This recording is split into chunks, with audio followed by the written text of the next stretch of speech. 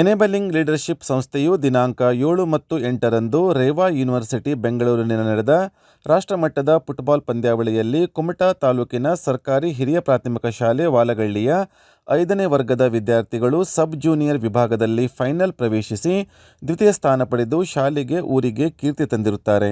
ಇದರ ಅಂಗವಾಗಿ ಮಕ್ಕಳಿಗೆ ಹಾಗೂ ತರಬೇತಿ ನೀಡಿದ ಗಣೇಶ್ ಅಡಿಗುಂಡಿ ಅವರಿಗೆ ಸನ್ಮಾನಿಸಿ ಅಭಿನಂದಿಸಲಾಯಿತು.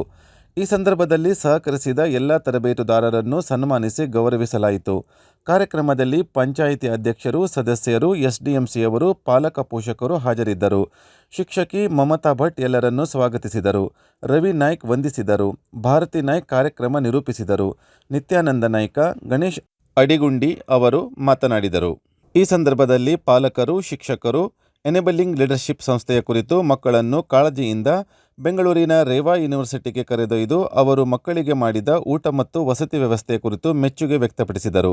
ತರಬೇತುದಾರರು, ಅಧಿಕಾರಿಗಳು ಮಕ್ಕಳನ್ನು ಪ್ರೋತ್ಸಾಹಿಸುವ ರೀತಿಯ ಕುರಿತು ಮೆಚ್ಚುಗೆ ವ್ಯಕ್ತಪಡಿಸಿದರು. ಶ್ರೀ ಮಂಜುನಾಥ ನ್ಯೂಸ್, ಕುಮಟಾ.